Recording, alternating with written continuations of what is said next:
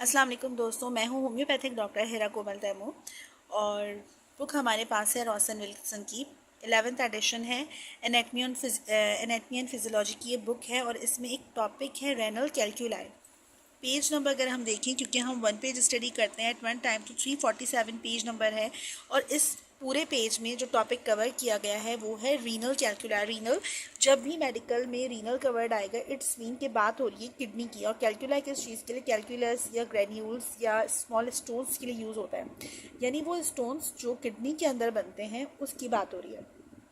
तो किस तरह बनते हैं, किस चीज़ के होते हैं, आज की इस वीडियो में हम उसी चीज़ को डिस्कस करने वाले हैं। तो कैल्कुलाई यानी कि stones form in the kidney. क्योंकि हम एक वन पेज स्टडी करते हैं तो हम each and every medical term को समझते हुए आगे बढ़ते हैं। तो कैल्कुलाई जिसे स्टोन्स कहते हैं form in the kidney and bladder when urinary constituents normally in solution are precipitated. क्या मतलब है इसका? यानी कि जो नॉर्मल यूरिन होता है ना, उसमें जो कॉन्स्टिट्यूएंट्स पाए जाते हैं, यूरिन के कॉन्स्टिट्यूएंट्स में क्या होता है? सोडियम भी होता है, पोटेशियम, तमाम तरह की चीज़ें होती हैं। तो ये अगर किसी वजह से डाइल्यूट ना हो, उसके अंदर कॉन्सेंट्रेशन आ जाए, तब ये स्टोन्स की फॉर्मेशन स्टार्ट हो जाती है। किस तरह से बनते हैं स्टोन्स? यानी कि सॉल्यूट क्या है? Involve are usually oxalates and phosphate. यानी कि जो यूरिन होता है ना ह्यूमन किडनी के अंदर, और एक दिन में यानी कि 24 आवर्स में 1500 ml क्या करता है ह्यूमन बॉडी पास आउट करती है यूरिन को।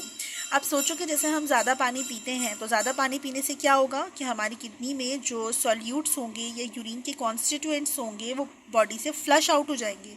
इसकी मिसाल ऐसे ले लो, कहीं पे कोई फर्श है, कोई सरफेस है, वहाँ पर कुछ मट्टी पड़ी हुई है, डस्ट पड़ी हुई है, तो जितना ज़्यादा पानी से आप उसको क्लियर करोगे उतना ही ज़्यादा वो सरफेस क्लीन हो जाएगी। तो सेम इसी तरह से किडनी के अंदर जो सॉल्यूट्स पाए जाते हैं, जो यूरिन बनाते हैं या यूरिन की फॉर्मेशन करते हैं, तो जितना ज़्यादा या नॉर्मल अमाउंट में अगर ह्यूमंस इनटेक करेंगे वाटर का, तो वो सॉल्यूट्स क्या करेंगे? बॉडी से फ्लश आउट हो जाएंगे, पास आउट हो जाएंगे। बट क्या होगा कि अगर कोई ह्यूमन या कोई बंदा, कोई शख्स कम पानी पीता हो, तो कम पानी पीने की वजह से वही वहाँ पे जैसे डस्ट सरफेस पे चिपक जाती है ना, जमी रह जाती है। इसी तरह से वो जो सॉल्यूट्स हैं यूरिन के, वो क्या होंगे? आहिस्ता आहिस्ता वो स्टोन्स की या ग्रेन्यूल्स की फॉर्मेशन स्टार्ट हो जाएगी। वो किस चीज़ के बने हुए होते हैं? ऑक्सीलेट एंड फॉस्फेट के बने हुए होते हैं। They are more common in males and after 30 years of age. अच्छा, ये जो रेनल कैल्कुलाई का जो प्रॉब्लम है ना, वैसे तो जेंडर बेस्ड नहीं होता। कुछ बीमारियां ऐसी होती हैं जो जेंडर बेस्ड होती हैं, लेकिन क्या होता है कि जो ये पथरी है, गुर्दे में पथरी है, ये ज़्यादातर मोस्टली मेंस को जो है वो अफेक्ट करती है। और स्पेशली जो 30 ईयर्स के ऊपर मेंस होते हैं या जो मेल्स होते हैं, उनको ये अफेक्ट करती है। क्योंकि क्या होता है कि मेंस बाहर रहते हैं, घर से बाहर रह रहे हैं, कोई खाने पीने का ख्याल नहीं है इस चीज़ का, पानी का इंटेक जो है प्रॉपर नहीं है, और या धूप में निकलना होता है तो उससे क्या होता है? डिहाइड्रेशन भी हो जाती है। तो क्या वजह है? मैन इससे ज़्यादा सफ़र करते हैं। और ये क्या होता है? इस ऑफन रियकरेंट, यानी कैलकुलस एक बार निकल गए, पथरी का इलाज हो गया, लेकिन क्या होता है कुछ मेल्स में कुछ अरसे के बाद पथरी दोबारा हो जाती है। तो ये जो रियकरेंट का मसला है ना, ये मेल्स में ज़्यादा होता है, और फीमेल्स को भी ये प्रॉब्लम हो सकता है, लेकिन ये प्रॉब्लम मेल्स में ज़्यादा होता है। Most originate in the collecting tubules और रेनल पेपिलाए। जो किडनी का स्ट्रक्चर है, मेरी चैनल पे वीडियो मौजूद है, आप देख सकते हैं कि किडनी का जो स्ट्रक्चर है या एनाटमी ऑफ किडनी, आप देख सकते हैं, वीडियो मौजूद है। तो किडनी के अंदर जो टिब्यूल्स होती हैं, कलेक्टिंग टिब्यूल्स या कलेक्टिंग डक्ट्स जिसे कहते हैं, या रेनल पेपिलाई का जो एरिया है वहाँ पे ये बनती हैं। They then passes into the renal pelvis. Renal pelvis इसको कहते हैं जहाँ से किडनी जो है यूरिटर के साथ मिल रही होती है। तो जो रेनल पेल्विस है ना, इस एरिया में भी बनते हैं। वेयर दे में इंक्रीज इन साइज, क्योंकि रेनल पेल्विस क्या होता है? ये थोड़ा साइज में बिगर होता है ना, it's like a conical shape में होता है रेनल पेल्विस जो होता है। तो यहाँ पे इसका साइज बिगर होता है। ये बिगर साइज यहाँ से तो पास आउट हो जाता है, बट ये जब यूरिटर के अंदर जाता है तो यूरिटर में क्या एक ट्यूब लाइक स्ट्रक्चर है या फनल लाइक स्ट्रक्चर है, तो ये यहाँ पर एक्यूमुलेट हो जाता है, ये स्टक कर देता है इस जगह को। तो यूरिन क्या है? पास आउट नहीं हो पाता है यूरिटर के ज़रिए से। तब ऑब्स्ट्रक्शन जब होती है तब पता चलता है, या पेन जब होता है यूरिन पास आउट करने में, तब पता चलता है कि रीनल कैलकुलस का प्रॉब्लम था। अब आगे देखते हैं। They then pass into renal pelvis, okay, where they may increase in size. Some becomes too large to pass through the ureter and may obstruct the outflow of the urine. Obviously अगर यहाँ पे stuck हो गया, obstruction हो गई है, तो urine का आउटफ्लो डिस्टर्ब होगा ना, तो ये किस तरह से यहाँ पे ब्लैडर के अंदर पहुँचेगा, कॉजिंग किडनी डैमेज, किडनी को डैमेज करेगा। जब यूरिन जो है आगे पास आउट नहीं हो रहा है, पीछे की तरफ किडनी में एक्यूमुलेट हुआ है फॉर सम टाइम या सम आवर या सम डेज, तो क्या होगा, किडनी को डैमेज करना शुरू कर देगा। यानी कि कैलकुलस था, ग्रेन्यूल था, स्टोन था जो छोटा था साइज में, बट क्या हुआ, उसकी वजह से किडनी डैमेज होने का जो रिवर्स उसका बैक फ्लो हो रहा है ना, उस वजह से किडनी जो है वो डैमेज होने के चांसेस बढ़ जाते हैं। Sometimes stone originate in the bladder, usually in developing countries and often in children. Predisposing factors include, okay, कभी कभी क्या होता है कि जो पथरी बनती है ना, वो ब्लैडर के अंदर बनती है, यूरिनरी ब्लैडर के अंदर बनती है, और ये ज़्यादातर कहाँ होता है, जहाँ पे आलूदा पानी पिया जाता है या जहाँ पे फिल्ट्रेट नहीं किया जाता, पानी को बॉयल नहीं किया जाता, तब भी ये जो पथरी है गुर्दे में ये बन सकती है। इसके कॉजेज़ क्या हैं, वो 3-4 कॉजेज़ यहाँ पे लिखे हुए हैं, पेज नंबर 347 हम स्टडी कर रहे हैं।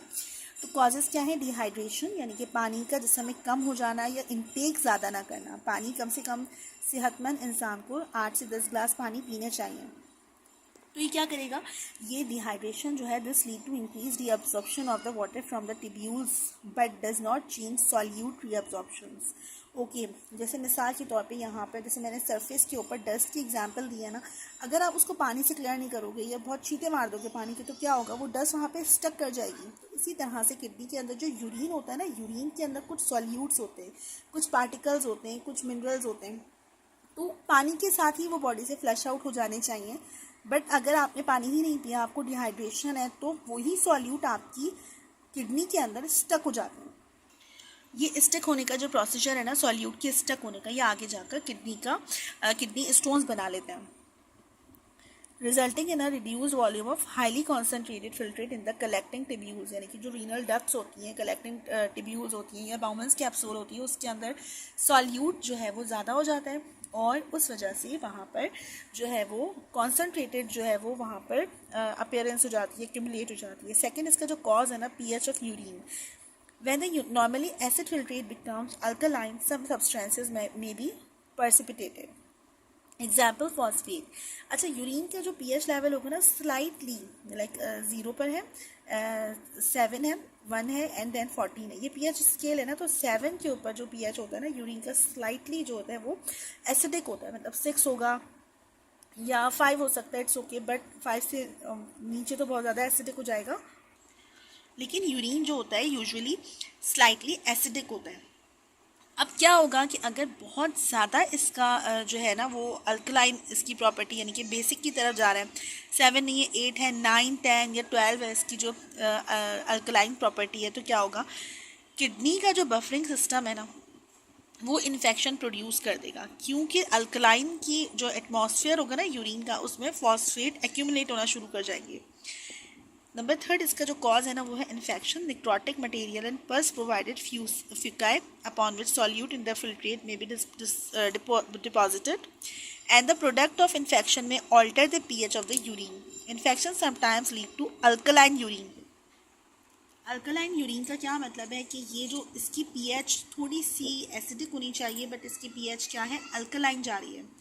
क्यों, किसी भी वजह से अगर किडनी में कोई इन्फेक्शन हो गया है, जिसकी वजह से उसका जो बफर सिस्टम है, किडनी का बफरिंग सिस्टम यानी कि यूरिन को फिल्टर करने का जो सिस्टम है, वो थोड़ा सा डिस्टर्ब हो गया है, जिसकी वजह से यूरिन को थोड़ा एसिडिक होना चाहिए, बट वो बेसिक की तरफ जा रहा है, तो pH स्केल है, तो उस वजह से भी जो है वो कैलकुलाई रीनल कैलकुलाई हो सकते हैं। एंड नंबर लास्ट है मेटाबॉलिक कंडीशंस।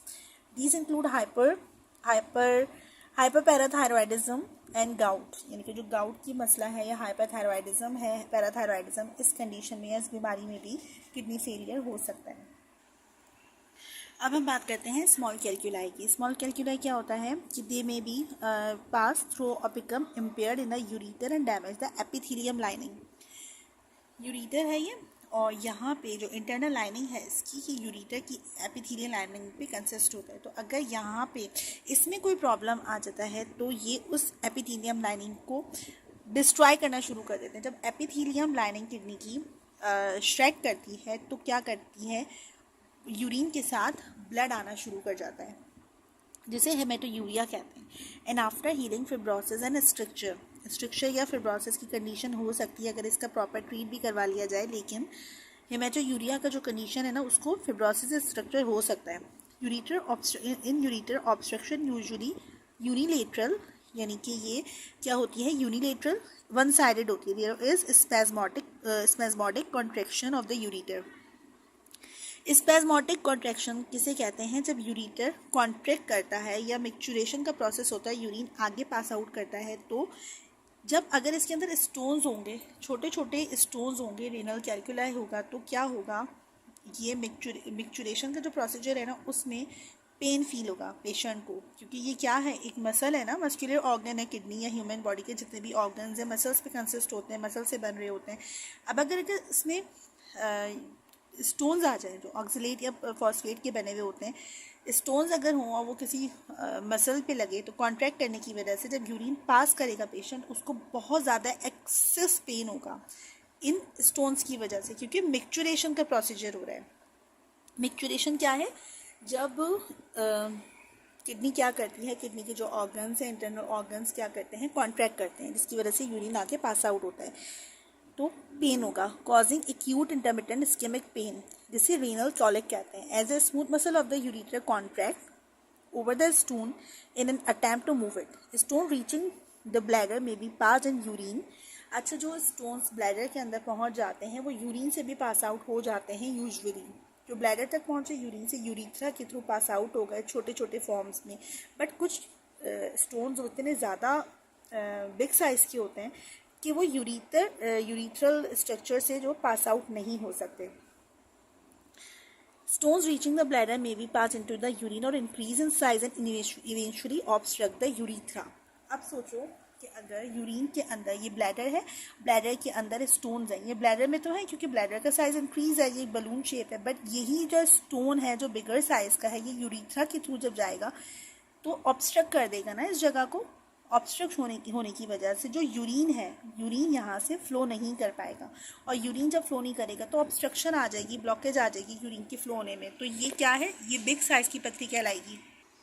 अब क्या होगा, consequences include retention of the urine. अच्छा, यूरिन क्या है, उस शख्स को कम पास आउट होगा, उसको यूरिन पास आउट ही नहीं होगा। एंड बायलेटरल हाइड्रोनेफ्रोसिस, बायलेटरल का मतलब है दोनों साइड पे, किडनी के दोनों साइड पे क्या होगा, हाइड्रोनेफ्रोसिस, यानी कि किडनी स्वेल कर जाएंगी। ये स्वेलिंग किस में पता चलेगी, अल्ट्रासाउंड में पता चलेगी। अगर किसी वजह से किडनी की स्वेलिंग हो गई है तो उसको हाइड्रोनेफ्रोसिस कहेंगे, जो बायलेटरल होगी यानी कि दोनों साइड होगी।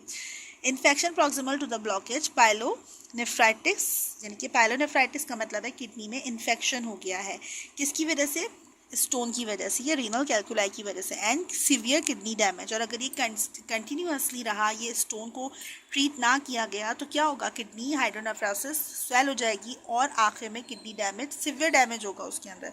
और अगर इस स्टोन को, जाहिर सी बात है जब यूरिन पास आउट ही नहीं हो रहा है आगे, तो किडनी को क्या फंक्शन है, उसको तो यूरिन 24 आवर्स में क्लियर करना है ना बॉडी से, तो ये प्रॉब्लम क्रिएट हो सकता है। अच्छा, अगर लार्ज कैल्कुलाई हो, जैसे स्टैगहॉर्न कैल्कुलस कहते हैं, तो क्या होगा, वन लार्ज स्टोन में form usually over many years. अच्छा, अगर इन स्मॉल कैल्कुलाइज को, जो स्मॉल साइज में होगा ना उसको कैल्कुलाई कहेंगे, रीनल कैल्कुलाई, लेकिन अगर ये लार्ज फॉर्म में हो तो छोटे छोटे जो स्टोन्स होते हैं ना उसको मिलकर लार्ज कैल्कुलाई बनता है, लार्ज स्टोन बनता है जिसमें सालों लगते हैं, और इसको स्टैगहॉर्न कहते हैं।